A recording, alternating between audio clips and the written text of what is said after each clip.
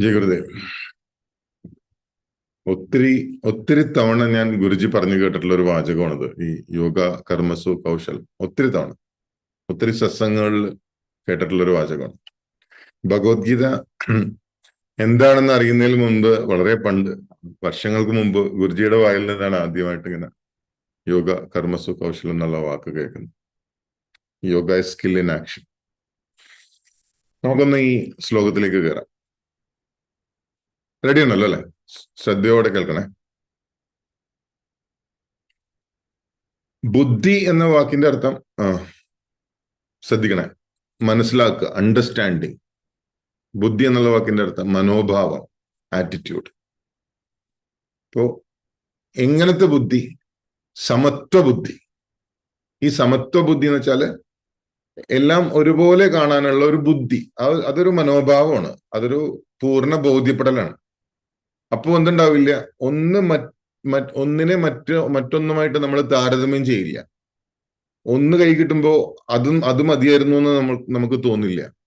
നമ്മൾ കണ്ടിട്ടില്ലേ, നമ്മൾ സ്വന്തം കുട്ടികളെ വരെ നമ്മൾ കമ്പയർ ചെയ്യും. അയൽവക്കത്തെ കുട്ടികളായിട്ട് കമ്പയർ ചെയ്യണത് പോട്ടെ, സ്വന്തം മക്കളെ വരെ കമ്പയർ ചെയ്യുന്ന ഒരു കാലഘട്ടത്തിലാണ് നമ്മൾ ജീവിക്കുന്നത്. അപ്പോ അങ്ങനെ കമ്പാരിസൺ നമുക്ക് ഒരിക്കലും സന്തോഷം തരില്ല. കമ്പാരിസൺ നമ്മളെ ചിലപ്പോൾ ശാരീരികമായിട്ട് വരെ നമുക്ക് അസ്വസ്ഥതകൾ ഉണ്ടാക്കും. കമ്പാരിസൺ നമ്മളെ താരതമ്യം ചെയ്യുമ്പോൾ നമ്മുടെ ഇമോഷൻസ് ഇംബാലൻസ്ഡ് ആവും. അല്ലെ? ശ്രദ്ധിച്ചിട്ടില്ലേ? അത് നമ്മുടെ ഇമോഷൻസിനെയൊക്കെ ബാധിക്കുന്നുണ്ട് ഈ കമ്പാരിസൺ. അപ്പൊ കമ്പാരിസൺ മുഴുവൻ വരുന്നത്, ഈ താരതമ്യപ്പെടുത്തുക എന്നുള്ള നമ്മുടെ മനസ്സിന്റെ സ്വഭാവം വരുന്നത് മുഴുവനും ഈ സമത്വത്തോടു കൂടിയിട്ട് കാണാനുള്ള നമ്മളുടെ കഴിവില്ലായ്മയാണ്. ആ സമത്വ ബുദ്ധി നമുക്ക് ഇല്ലാത്തതുകൊണ്ടാണ്. ബുദ്ധി എന്ന് പറഞ്ഞാൽ എന്താണ്? ആ അണ്ടർസ്റ്റാൻഡിങ്, ആ ആറ്റിറ്റ്യൂഡ്, ആ മനോഭാവം നമ്മളിൽ ഇല്ലാത്തതുകൊണ്ടാണ്. ഈ രണ്ട് വരികൾ ഒന്ന് ശ്രദ്ധിക്കൂട്ടോ. ബുദ്ധിയുഗേത ജഹാതിഹ ഉബേ സുഹൃത ദുഷ്കൃതേ. അതായത് ഈ ബുദ്ധി വന്നു കഴിഞ്ഞാൽ, ഈ ബുദ്ധിയോടുകൂടി കാര്യങ്ങളെ കാണാൻ സാധിച്ചാൽ, നീ പിന്നെ സുഹൃത ദുഷ്കൃത എന്ന് വെച്ചാൽ അതിന്റെ അർത്ഥം, സുഹൃത എന്ന് പറഞ്ഞാൽ പുണ്യം, സുഹൃത ദുഷ്കൃത എന്ന് പറഞ്ഞാൽ പാപം.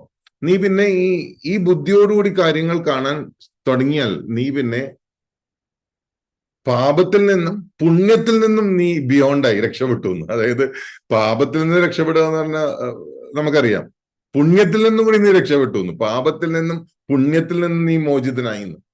ഇവിടെ ശ്രദ്ധിക്കണേ, നമ്മൾ ഈ ഒരു കാര്യം ആണ് ഈ ഒരു ഭഗവത്ഗീതയുടെ ഒരു ബ്യൂട്ടി, അല്ലെങ്കിൽ ഇന്ത്യൻ സംസ്കാരത്തിന്റെ ഒരു സൗന്ദര്യം ഇതാണ്. കാരണം ബാക്കി പാശ്ചാത്യരൊക്കെ മനസ്സിലാക്കിയിരിക്കുന്നത്, ലോകത്ത് നമ്മൾ വന്നിരിക്കുന്നത് നല്ല മനുഷ്യൻ എന്ന് വെച്ചാൽ അതിന്റെ അർത്ഥം എന്താണ്? പാപം ചെയ്യാതിരിക്കുക, പുണ്യം ചെയ്തുകൊണ്ടിരിക്കുക. അപ്പൊ പാപത്തിൽ നിന്നും മോചനവും പുണ്യത്തെ കൂട്ടുപിടിച്ചും ജീവിക്കുക എന്നുള്ളതാണ്. അങ്ങനെയാണ് ലോകം മുഴുവനും മനസ്സിലാക്കി വെച്ചിരിക്കുന്നത്. ഇവിടെ അങ്ങനെയല്ല. ഇവിടെ പാപവും പുണ്യവും വിട്ടേക്ക്, നീ ഇത് രണ്ടിൽ നിന്ന് നീ മോചിതനാവണം എന്നാണ് പറഞ്ഞ. മനസ്സിലാവുണ്ടല്ലോ അല്ലെ? കാരണം നമ്മൾ കണ്ടുവരുന്നത് മുഴുവൻ എന്താണ്? കുറെ പുണ്യം ചെയ്തുകൊണ്ടിരുന്നാൽ നമുക്ക് നല്ലോണം ജീവിക്കാൻ പറ്റും. ഇവിടെ അല്ലെങ്കിൽ വേറൊരു ലോകത്ത്, സ്വർഗത്തിലോ അല്ലെങ്കിൽ വേറൊരു അവസ്ഥയിലോ ഒക്കെ പോയിട്ട് നല്ലോണം ജീവിക്കാം. അതിന് വേണ്ടിയിട്ട് മാക്സിമം പുണ്യം ചെയ്യാൻ പറ്റിയാൽ അതാണ് ഏറ്റവും വലിയ കാര്യം എന്ന് മനസ്സിലാക്കിയിട്ടാണ് പലരും ജീവിക്കുന്നത്. കറക്റ്റ് അല്ലേ സ്വർണം? കുറെ ക്ഷേത്രങ്ങളിൽ പോയ പുണ്യം കിട്ടും, കുറെ എന്താ പറയുക, ഗംഗയിൽ മുങ്ങിയാൽ പുണ്യം കിട്ടും. അങ്ങനെ എന്തൊക്കെ രീതിയിൽ പുണ്യം കളക്ടേഴ്സ് ആണ് നമ്മൾ. എവിടെ നിന്നൊക്കെ പുണ്യം കളക്ട് ചെയ്യാൻ പറ്റുന്നു അവിടെ നിന്നൊക്കെ പുണ്യം കളക്ട്. കുറെ ആൾക്കാർക്ക് ദാനധർമ്മം ചെയ്ത പുണ്യം കിട്ടും, കുറെ ആൾക്കാർക്ക് ഭക്ഷണം കൊടുത്ത പുണ്യം. അങ്ങനെ എങ്ങനെയെങ്കിലൊക്കെ നല്ല ആൾക്കാരായി കഴിഞ്ഞാൽ നമ്മൾ വിചാരിക്കുന്നത് കുറെ പുണ്യം ചെയ്ത് ജീവിക്കുക, പിന്നെ രക്ഷപ്പെട്ടു. ഇവിടെ അല്ലെങ്കിൽ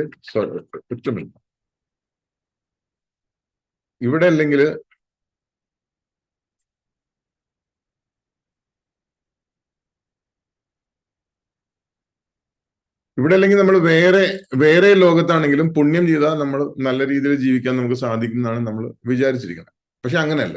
ഇവിടെ അതിന് അതിഗംഭീരമായിട്ടൊരു ഉദാഹരണം പറയാട്ടോ. ശ്രദ്ധിച്ചു കേൾക്കണേ.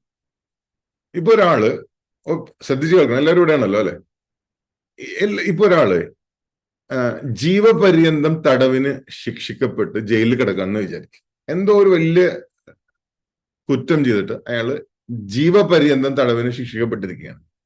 ഈ ജീവപര്യന്തം തടവിന് ശിക്ഷിക്കപ്പെട്ട അയാള് പിന്നെ അയാളുടെ കുറച്ച് നല്ല പ്രവൃത്തികൾ, പുണ്യപ്പെട്ട പ്രവൃത്തികൾ, അതായത് ജയിലിൽ നല്ലോണം നടന്ന് നല്ല നടപ്പ് എന്നൊക്കെ പറയില്ലേ, ഒരു കുഴപ്പങ്ങൾ ഉണ്ടാക്കിയില്ല, അച്ചടക്കത്തിൽ ജീവിച്ച് മറ്റുള്ളവർക്കൊരു ഉപദ്രവം ഇല്ലാണ്ട് നന്നായിട്ട് ജീവിച്ചപ്പോ ജയിലിലെ ആൾക്കാർക്ക് തോന്നി ഇയാള് അത്ര കഠിനമായ ശിക്ഷ വേണ്ട, കുറച്ചും കൂടി ലൂസ് ആക്കാം, അപ്പൊ അയാൾക്ക് പൂന്തോട്ടത്തിലെ പണി കൊടുക്കും, അല്ലെങ്കിൽ അങ്ങനെ അയാൾക്ക് അവിടുത്തെ ഏറ്റവും സുഖമുള്ള അന്തരീക്ഷത്തിലേക്ക് ഇവർ കൊണ്ടുവരും. അത് അവർ തീരുമാനിക്കുന്നതാണ്, അല്ലാണ്ട് കോടതി തീരുമാനിക്കുന്നതല്ല. ആ ജയിൽ അധികൃതർ തീരുമാനിക്കുകയാണ്. ഇയാള് വലിയ കുഴപ്പക്കാരനൊന്നുമല്ല, ഇയാൾ ഇനി വേണമെങ്കിൽ ഒന്ന് മാർക്കറ്റിൽ വിട്ടാലും വേണമെങ്കിൽ അയാളൊന്ന് പുറത്തു വിട്ട് വേണമെങ്കിൽ അയാൾ തിരിച്ചു വരും, അയാൾ ഒന്നും ചെയ്യും.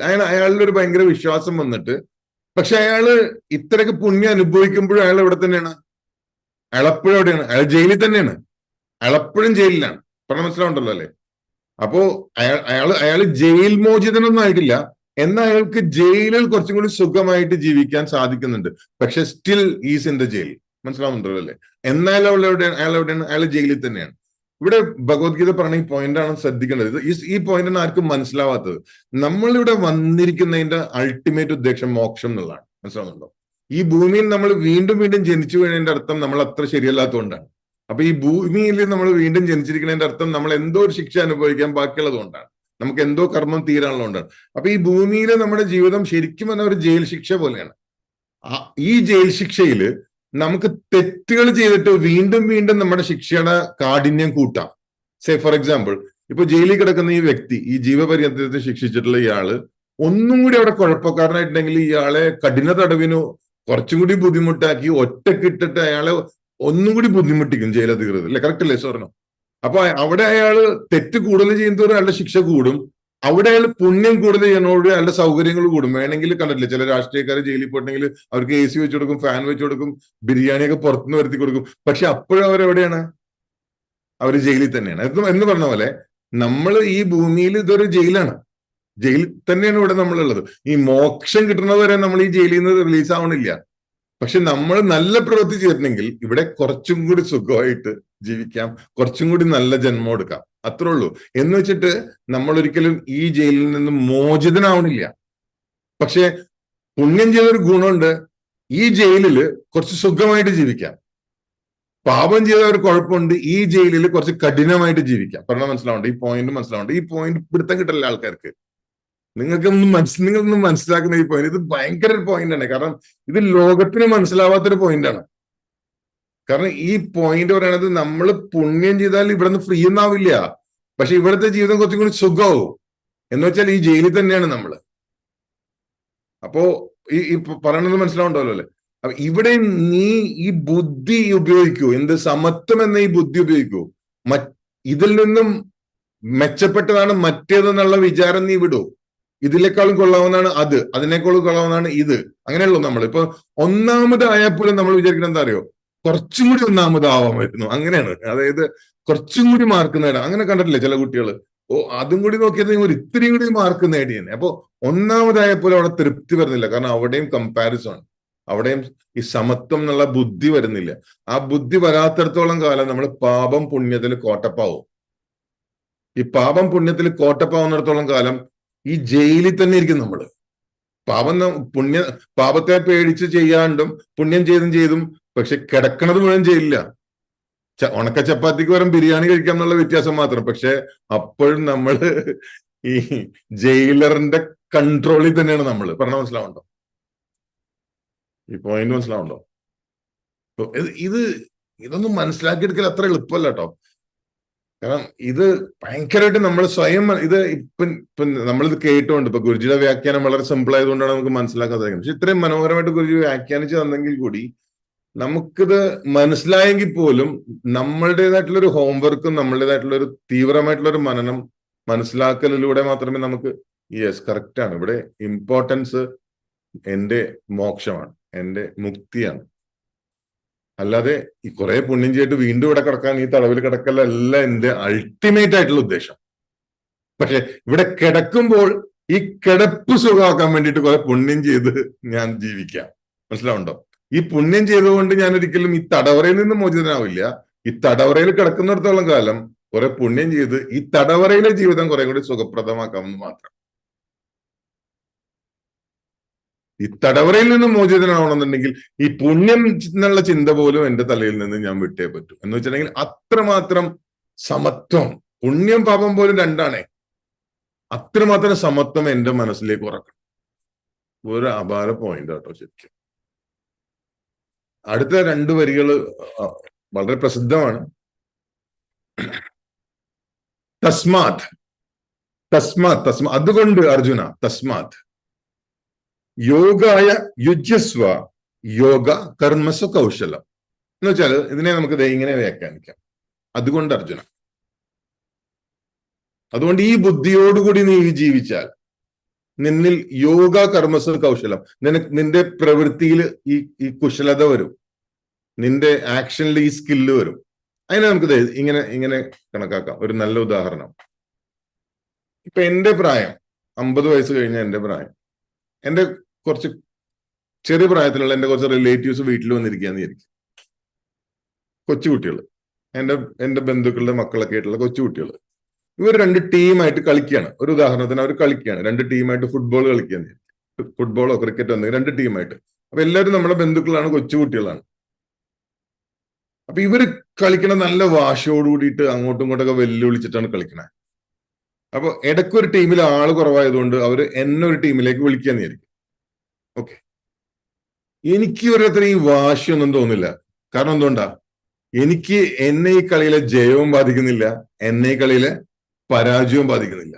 ചിലപ്പോ എനിക്കെതിരെ കളിക്കുന്ന എന്റെ തന്നെ പ്രിയപ്പെട്ട ബന്ധുക്കളായിട്ടുള്ള കുട്ടികൾ ഗോൾ അടിക്കുമ്പോഴേക്കും ഞാൻ ചിലപ്പോ ഒരേപോലെ ഞാൻ കൈയടിക്കും. എന്റെ ടീം ഗോൾ അടിച്ചാലും ഞാൻ കൈയടിക്കും, എതിർ ടീം ഗോൾ അടിച്ചാലും കൈയടിക്കും. കാരണം എന്നെ ഈ കളിയിലെ ജയവും പരാജയവും ബാധിക്കുന്നില്ല. കാരണം ഈ കളി തോറ്റാൽ എന്ത് ജയിച്ചാൽ എന്തെന്നുള്ള ഭാവത്തോടു കൂടിയിട്ടാണ് ഞാൻ ഈ കളി കളിക്കുന്നത്. പറഞ്ഞ മനസ്സിലാവുന്നുണ്ടോ? ഈ കളിയുടെ ജയപരാജയം എന്റെ മനസ്സിനെ ഒരു തരി പോലും ബാധിക്കുന്നില്ല. ഈ ഇങ്ങനത്തെ ഒരു മനോഭാവത്തോടു കൂടിയിട്ട് നമ്മൾ പ്രവൃത്തിയിൽ ഏർപ്പെടുന്നതിനാണ് പറയുന്നത് യോഗ കർമ്മസു കൗശലം. ഈ ഒരു സ്കില്ല് നമ്മുടെ എല്ലാ പ്രവൃത്തിയിലും വന്നു കഴിഞ്ഞാൽ നമ്മൾ ജയപരാജയത്തിൽ നിന്ന് ഫ്രീ ആയി, നമ്മൾ പാപപുണ്യത്തിൽ നിന്ന് ഫ്രീ ആയി, നമ്മൾ നഷ്ടലാഭത്തിൽ നിന്ന് ഫ്രീ ആയി. അങ്ങനെ വരുമ്പോ നമ്മളുടെ മനസ്സ് കൂടുതൽ ശുദ്ധമാവാൻ തുടങ്ങുന്നു. നമ്മുടെ മനസ്സ് എവിടെയും ഇംപ്രഷൻ ഉണ്ടാക്കാതെ വരുന്നു. നമ്മുടെ മനസ്സിലേക്ക് നെഗറ്റീവ് ഇംപ്രഷനും ബാധിക്കുന്നില്ല, നമ്മളുടെ മനസ്സിലേക്ക് പോസിറ്റീവ് ഇംപ്രഷനും ബാധിക്കുന്നില്ല. നമ്മുടെ വിചാരം കുറെ പോസിറ്റീവ് ഇംപ്രഷൻ മനസ്സിലേക്ക് കയറ്റണം എന്നാണ്. വേണ്ട. ഇങ്ങനെ വരുമ്പോ ജയവും ബാധിക്കുന്നില്ല, പരാജയവും ബാധിക്കുന്നില്ലെങ്കിൽ അതിന്റെ അർത്ഥം എന്നെ പോസിറ്റീവ് ഇംപ്രഷനും ബാധിക്കുന്നില്ല, എന്നെ നെഗറ്റീവ് ഇംപ്രഷനും ബാധിക്കുന്നില്ല. ഈ പ്രവൃത്തിയിൽ നിന്ന് ഞാൻ ഫ്രീ ആയി. എന്നാൽ ഞാൻ പ്രവർത്തിച്ചുകൊണ്ടിരിക്കുന്നുണ്ട്.